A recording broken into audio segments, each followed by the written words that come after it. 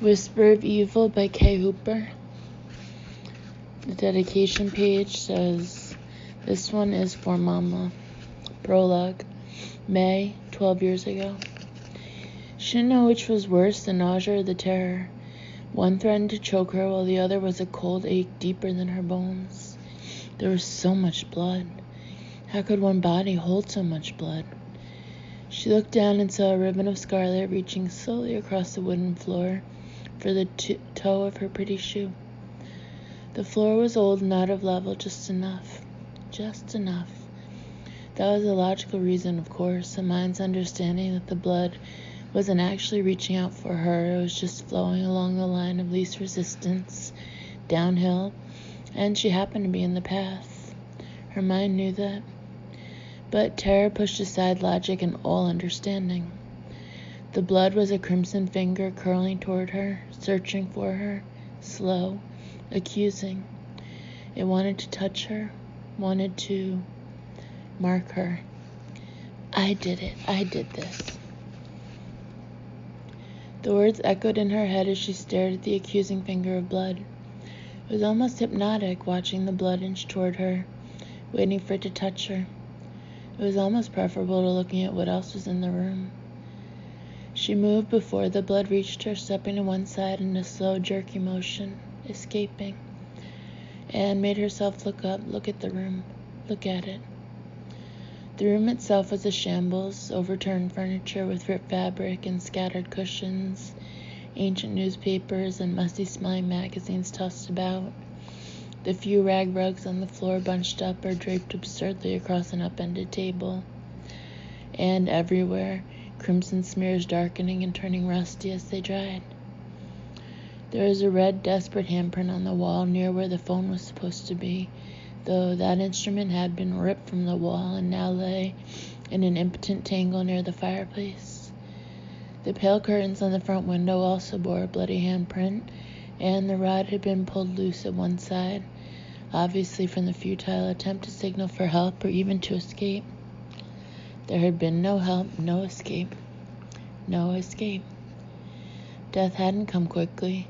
There were so many stab wounds, most of them shallow.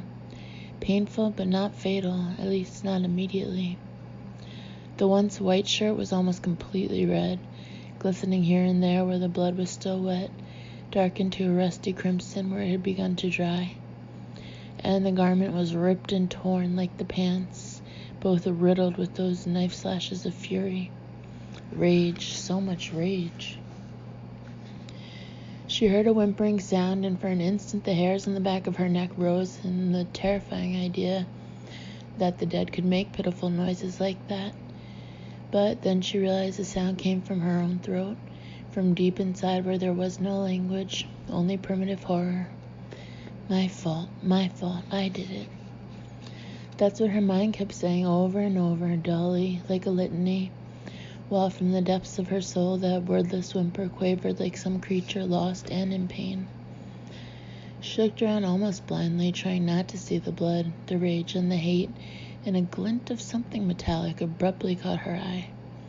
She focused on that. Silver. The silver chain with the heart-shaped locket lying near the body, just inches from blood-stained fingers. It took her several long seconds to recognize and understand what she was seeing. Silver chain, locket. Silver chain, locket. No, she whispered. Numbly, she looked down again and saw the finger of blood turn suddenly, curl toward her with determination, and before she could move, it touched the pale toe of her party shoe. The thin material soaked up the blood quickly, the scarlet stain spreading, wrapping her shrinking flesh. My fault, I did it. She moaned and lifted shaking hands to cover her face, unable to watch an instant longer, waiting for the blood to cover her foot and then begin to inch up her bare leg, defying gravity in its determination to swallow her. She waited for that cold, wet sensation, but it never came. The silence closed over her, thick and curiously muffled, the way a snowy morning sounded when the earth was insulated by inches of the white stuff. She realized she was listening intently, waiting for something. It was worse not seeing. Her imagination saw more than the blood reaching out for her. Saw a bloody hand, an accusing face streaked with scarlet, lifting toward her, suffering eyes filled with condemnation. She gasped and jerked her hands away from her face. There was no body, no blood, no violently disturbed room. She stared around at a room that looked as it always did, spare and a little shabby. The floral fabrics on the couch and at the windows faded by time and the sun. The rag rugs a cheerful attempt to bring in color and hide the bad places on the old wooden floor. She looked down to find her party shoe pristine, not marked by blood or even dirt, because she'd been so careful, so determined to look her best tonight, to be perfect. Very slowly she backed out of the house. She gave the undisturbed room another long look, then pulled the door closed with a hand that wouldn't stop shaking. She stood on the porch, staring at the door, and slowly the whimper deep in her throat bubbled into a laugh. Once it started, she couldn't stop it. Like something with a life of its own, it flowed out of her, the sound of it high, so high she was sure it would fall to the hard wooden porch and break into a million pieces any second. She clapped her hand over her mouth, and still the laughter bubbled out until her throat hurt, until the sound of it frightened her almost more than the inexplicable scene she had witnessed, until, finally, it died away. Her hand fell limply to her side, and she heard herself murmur hoarsely, "God help me." March, present day. It was late when George Caldwell got to bed, mostly because he'd been surfing the internet, looking for the best travel deals. He was planning a trip to Hawaii. He was always planning something. He loved lists, loved managing details, loved making plans. Sometimes the event itself was less fun than planning it. Well, most of the time if he was honest about it. But not this time. This was going to be the trip of a lifetime. That was the plan. When the phone rang, he answered it from the depths of what had been a pleasant dream. "Yeah, what?" "You'll pay." Caldwell fumbled for a lamp on his nightstand and blinked when the light came on and nearly blinded him. It was a moment before he could focus on the clock well enough to see that it was 2:00 in the morning. He pushed the covers aside and sat up. "Who is this?" he demanded indignantly. "You'll pay." It was a low voice, a whisper really, without identifying characteristics. He couldn't even tell if he was speaking to a man or a woman. "What are you talking about? Pay for what? Who the hell is this?" "You'll pay," the caller breathed the final time, then hung up softly. Caldwell held the receiver away from his ear and stared at it for a moment, then slowly hung up the phone. Pay? Pay for what, for Christ's sake? He wanted to laugh, tried to. Just some stupid kid probably, or a crank caller old enough to know better. Instead of asking if his refrigerator was running, it was just a different idiotic question. That was all it was. That was all. Still, Caldwell wasted a minute wondering who he'd pissed off lately. Nobody sprang immediately to mind, and he shrugged as he got back into bed and turned off the lamp. Just some stupid kid, that's all. That's all it was. He put it out of his mind and eventually went back to sleep, dreaming once again about Hawaii, about tropical beaches and white sands and clear blue water. George Caldwell had plans. He hadn't planned on dying. Chapter 1, Tuesday, March 21st. Whoever had dubbed the town Silence must have gotten a laugh out of it, Nell thought as she closed the door of her Jeep and stood on the curb beside the vehicle. For a relatively small town, it was not what anyone would have called peaceful, even on an average day. On this mild weekday in late March, at least 3 school groups appeared to be trying to raise money for something or other, with loud and cheerful car washes in 2 small parking lots, and a bake sale going on in the grassy town square. And there were plenty of willing customers for the kids, even with building class promising a storm later on. Nell hunched her shoulders and slid her cold hands into the pockets of her jacket. Her restless gaze warily scanned the area, studying the occasional face even as she listened to snatches of conversation as people walked past her. Calm faces, innocuous talk, nothing out of the ordinary. It didn't look or sound like a town in trouble. Nell glanced through the window of her Jeep at the newspaper folded on the passenger seat. There hadn't been much in yesterday's local daily to indicate trouble. Not much, but definitely hints, especially for anyone who knew how to read between the lines. Not far from where she stood was a newspaper vendor selling today's edition, and she could easily make out the headline announcing the town council's decision to acquire property on which to build a new middle school. There was, as far as she could see, no mention on the front page of anything of greater importance than that.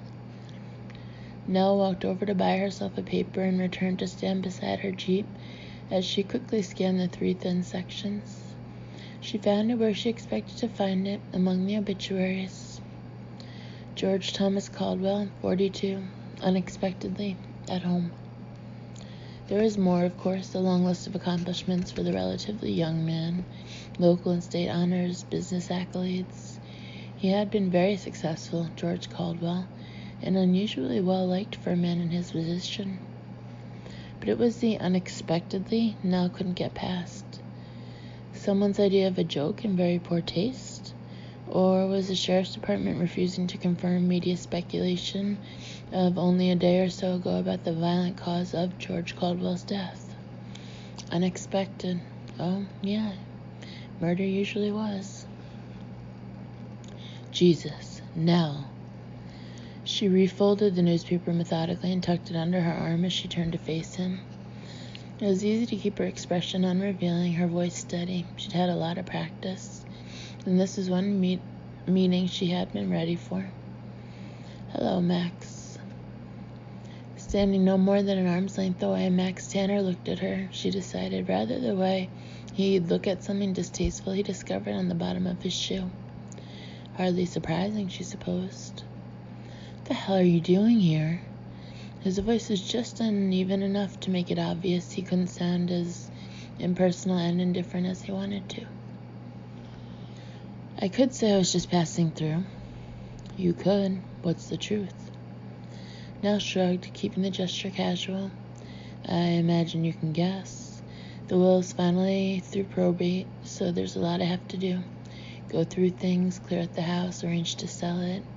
If that's what I end up doing, of course. You mean you're not sure? About selling out? Nell allowed her mouth to curve in a wry smile. I've had a few doubts. Banish them, he said tightly. You don't belong here, Nell. You never did. She pretended that didn't hurt. Well, we agree on that much. Still, people change, especially in, a dozen years? Maybe I could learn to belong. He laughed shortly. Yeah? Why would you want to? What could there possibly be in this pissant little town to interest you? Nell had learned patience in those dozen years and caution, so all she said in response to that harsh question was a mild, maybe nothing, we'll see. Max drew a breath and shoved his hands into the pockets of his leather jacket, gazing off toward the center of town as if the bake sale going on there fascinated him. While he was deciding what to say next, Nell studied him. He hadn't changed much, she thought. Older, of course. Physically more powerful now in his mid-30s. He probably still ran, still practiced the martial arts that had been a lifelong interest. In addition, of course, to the daily physical labors of a cattle rancher. Whatever he was doing was certainly keeping him in excellent shape. His lean face was a bit more lived in than it had been, but just as with so many really good-looking men, the almost too pretty features of youth were maturing with age into genuine and striking male beauty, beauty that was hardly spoiled at all by the thin, grim line of his mouth. The passage of the years had barely marked that face in any negative way. There might have been a few threads of silver in the dark hair at his temples, and she didn't remember the laugh lines at the corners of his heavy-lidded brown eyes. Bedroom eyes. He'd been known for them all through school, for bedroom eyes and a hot temper, both gifts from her Creole grandmother. Maturity had done nothing to dampen the smoldering heat lurking in those dark eyes. She wondered if it had taught him to control the temper. It had certainly taught her to control hers.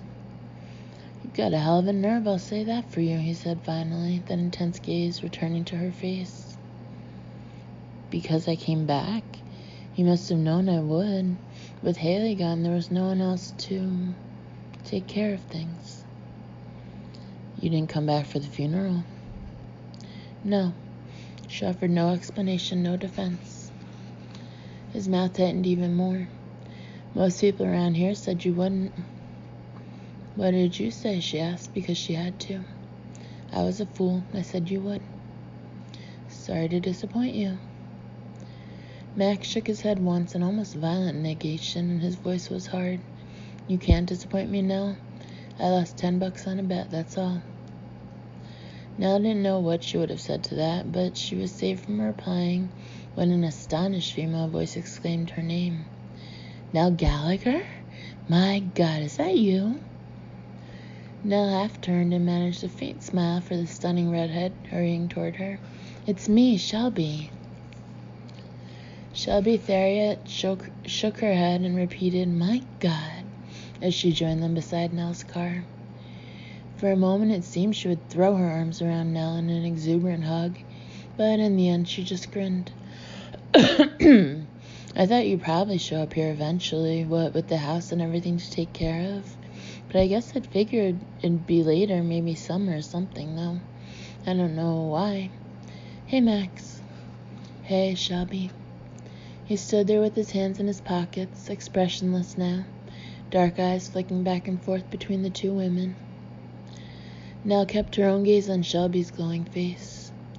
I thought about waiting until fall or until storm season was mostly past, she said easily. But it worked out that I had some time now before beginning a new job, so I came on down. Down from where? Shelby demanded. Last we heard you were out west somewhere. Heard from Haley? Yeah, she said you were, well, I think the word she used was entangled with some guy in Los Angeles, or maybe it was Las Vegas. Anyway, out west somewhere. And that you were taking college courses at night. At least I think that's what she said. Rather than commenting on the information, Nell merely said, I live in D.C. now. Did you ever get married? Haley said you came close once or twice. No, I never married. Shelby grimaced. Me either. Matter of fact, half our graduating class seems to be single these days, even though most of us have hit 30. Depressing, isn't it? Maybe some of us are better off alone, Nell offered, keeping her tone light. I think there's something in the water, Shelby said darkly. Honest now, this is getting to be a weird place. Have you heard about the murders? Nell lifted an eyebrow. Murders? Yeah, 4 so far, if you count George Caldwell. Remember him, Nell? Of course, the sheriff hasn't been eager to put this latest death on the list with the others, but... Max cut her off to say, we've had killings here before, Shelby, just like any other town. Not like these, Shelby insisted.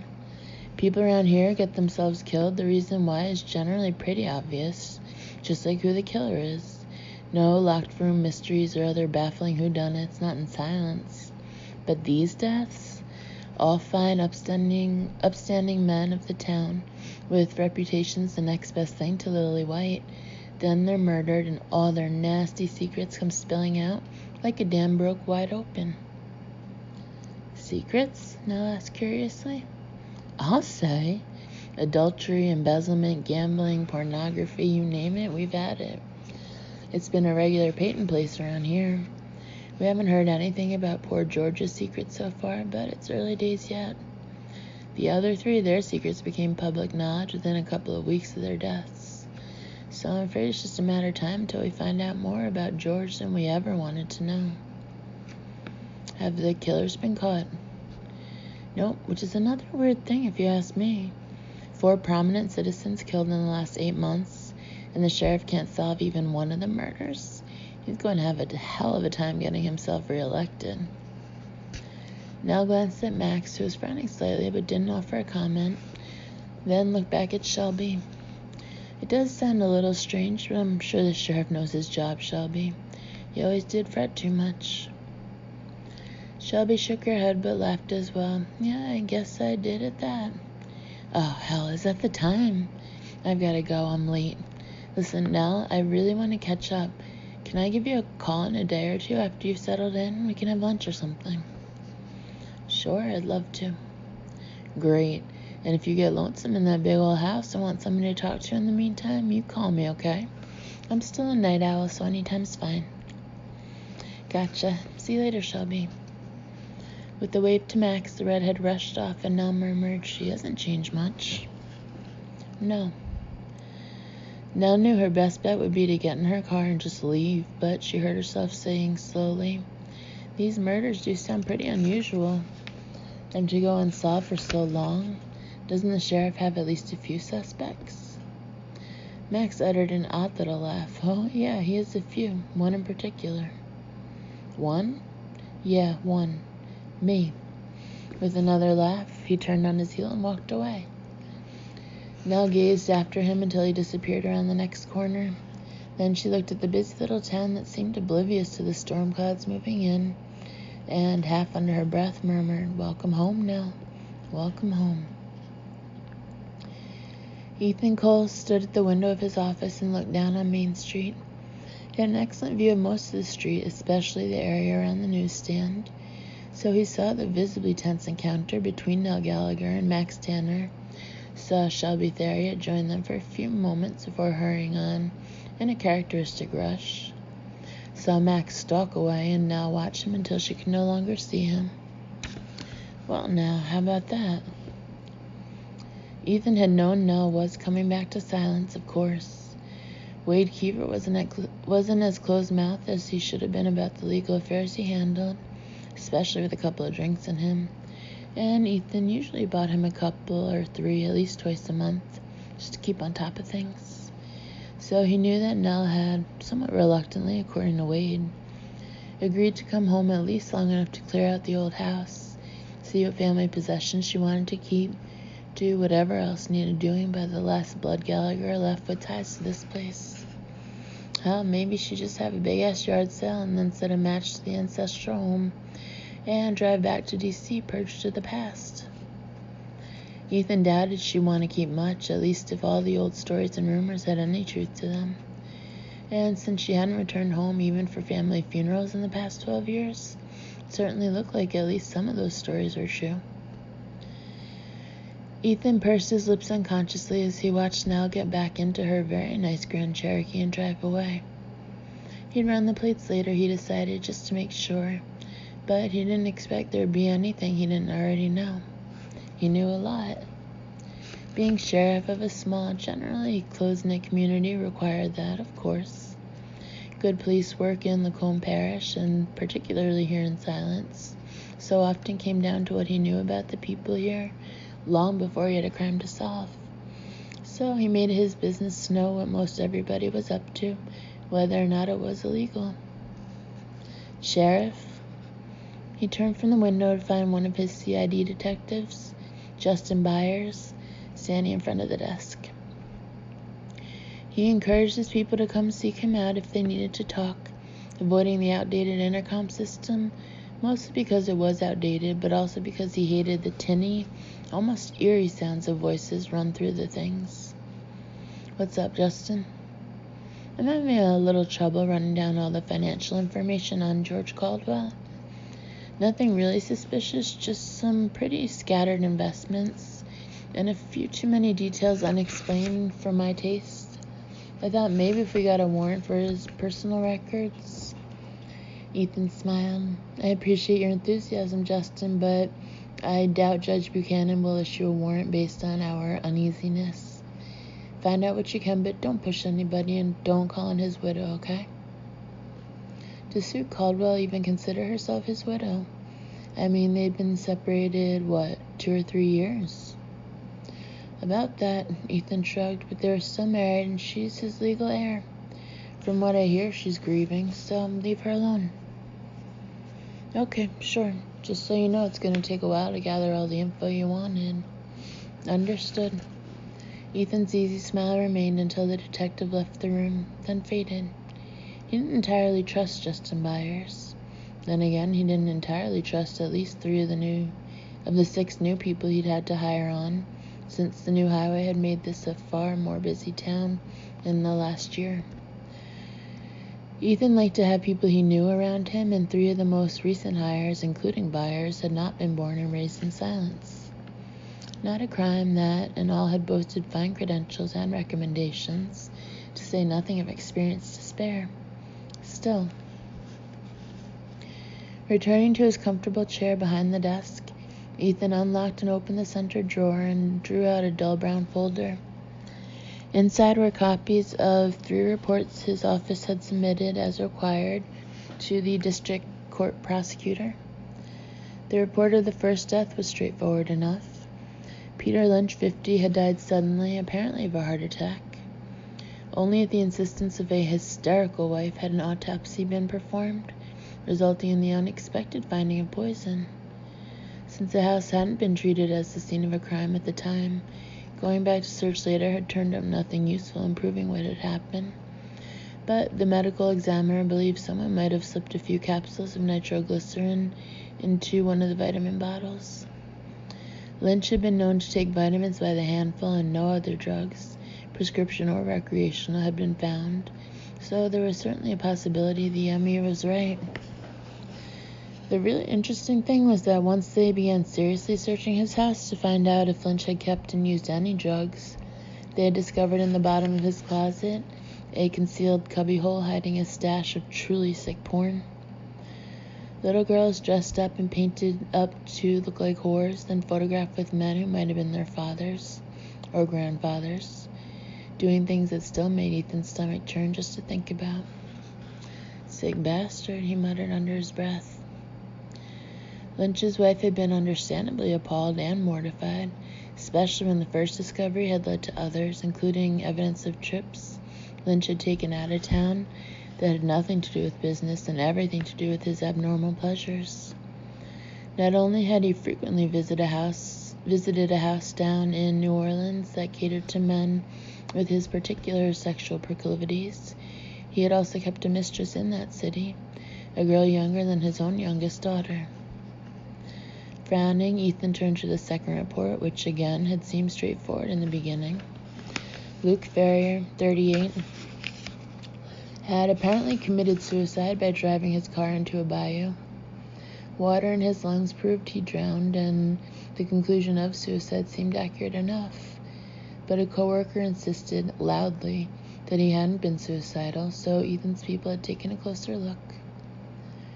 Figuring money was the most likely reason a young and healthy man without many family ties would choose to kill himself, they looked into his financial records and those of the company he worked for.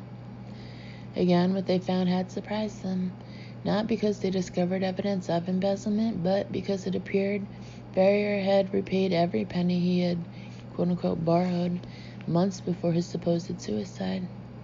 No one had suspected him, and he'd been home free. So why commit suicide? The ME had allowed as how there were certainly barbiturates and muscle relaxers that didn't linger on the body. Ferrier might have been doped and his car pointed at that bayou while he was out cold, with nothing to show up in the autopsy afterward. It was possible. But the real clincher had come when they dug a little deeper and discovered not only an apparently chronic gambling habit, but also a fat bank account in Baton Rouge, and a lockbox containing, among other things, a plane ticket to the south of France dated a month after Ferrier's death. More paperwork in the box further indicated he'd been just about ready to pull up stakes and leave Silence. So why commit suicide? Not suicide, Ethan said again, half under his breath. God damn it. The third report concerned the death of Randall Patterson, 46, which had occurred just 2 months ago. By that point, with uneasiness in the town palpable and gossip running rampant, Ethan's deputies and detectives hadn't made the mistake of assuming anything except the worst. Finding a relatively young, seemingly healthy adult male dead of any cause would have been enough to alert them.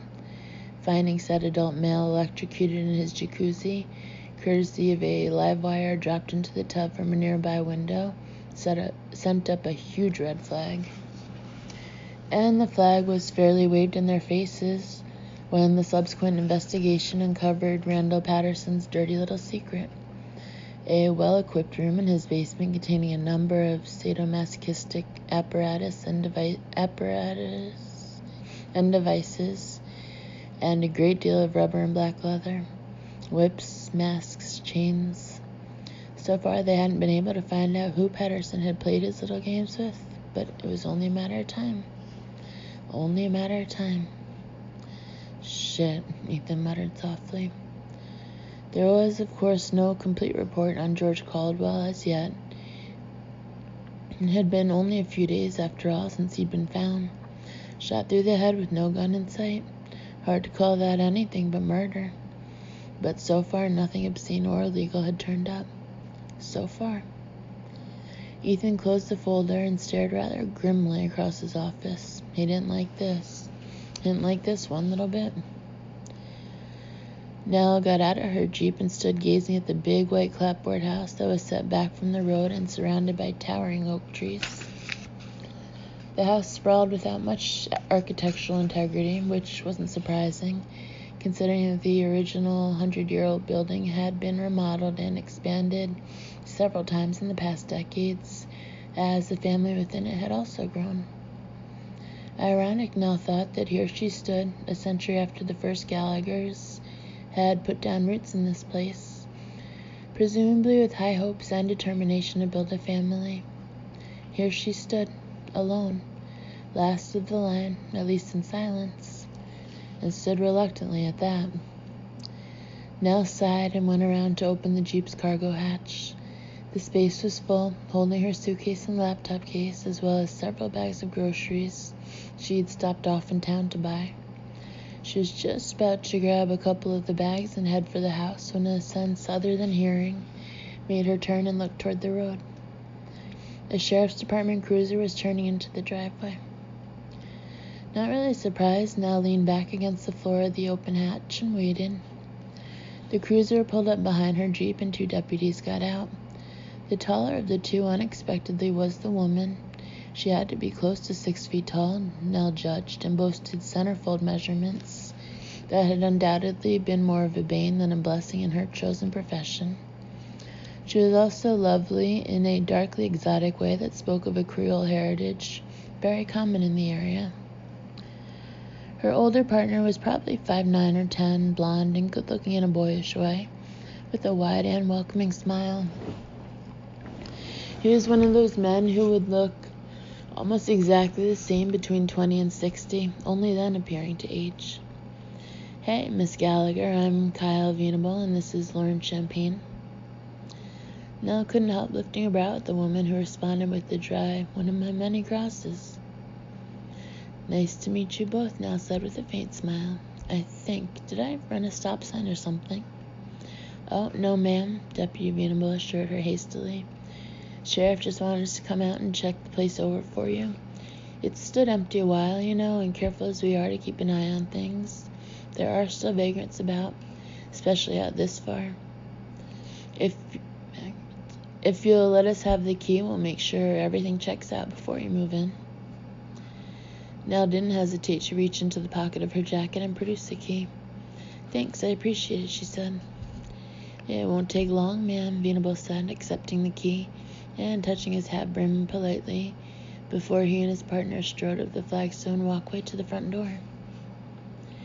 Remaining where she was, Nell watched them disappear into the house. Useless to pretend even to herself that she wasn't incredibly tense. All she could do was try not to look it. She felt an all too familiar twinge in her left temple and massaged the area in a soothing circular motion with 3 fingers. Not now, she whispered. Christ, not now. She rubbed harder, willing her body and mind to obey the desperate command. It was probably no more than 10 minutes before the deputies reappeared, though it seemed longer. Clear, Venable said cheerfully as they rejoined Nell at the vehicles. Looks like all the windows and doors have pretty solid locks. But you might want to consider installing a good security system, Miss Gallagher. That, or get yourself a big dog. Thanks, Deputy. She included them both in her smile and nod of gratitude as he returned the key, adding, I probably won't be here long enough to do anything permanent, but I'll certainly keep the house locked up while I'm here. We'll be passing by pretty often on regular patrols, so we'll keep an eye on the place. Venable gestured toward the packed cargo area. In the meantime, we'd be happy to help you carry some of the stuff inside. Oh, no, thanks, I can manage. I do appreciate the offer, though. He touched his hat brim again, smiling. Okay, but don't hesitate to holler if you need anything. Anything at all. I won't. The two deputies got back in their cruiser and now deliberately turned to unload the Jeep rather than watch them leave. By the time she reached the front porch with an armful of groceries, she was aware that the cruiser and its deputies had reached the end of the long drive and pulled out onto the road heading back toward town. She didn't look after them. They had left the front door standing open, guarded only by the old screen door, and for just a moment she stood there trying to brace herself both mentally and emotionally. Another twinge in her temple urged her into the house before she was entirely ready to go, which was probably just as well. Without some sort of spur, she wasn't at all sure she would have been able to do it. She stepped into an open foyer that was disconcertingly familiar, with its polished wooden floor and round pedestal-like table. There should have been flowers on the table, of course, and hadn't there been a rug underneath? Shaking off the vague musings, Nell moved purposefully past the stairs toward the kitchen, deliberately not looking through any doorways she passed. Formal dining room on one side, living room on the other, half bath under the stairs, and no need to check out any of those rooms. Not yet. Not yet. She put the grocery bags on the kitchen counter and spared only one quick look around the bright yellow and white kitchen, then immediately headed back out to the Jeep. She needed to get everything inside, and as soon as possible. The twinges in her temple had become a painful throbbing, as rhythmic and inevitable as her heartbeat. She barely made it, dumping her luggage in the foyer and locking the front door before moving unsteadily back to the kitchen. She fumbled through the bags for the few perishables that needed to go into the refrigerator, fighting the dizziness grimly, even as she told herself she should at least find a chair before blackness washed over her, and now crumpled silently to the dusty tile floor.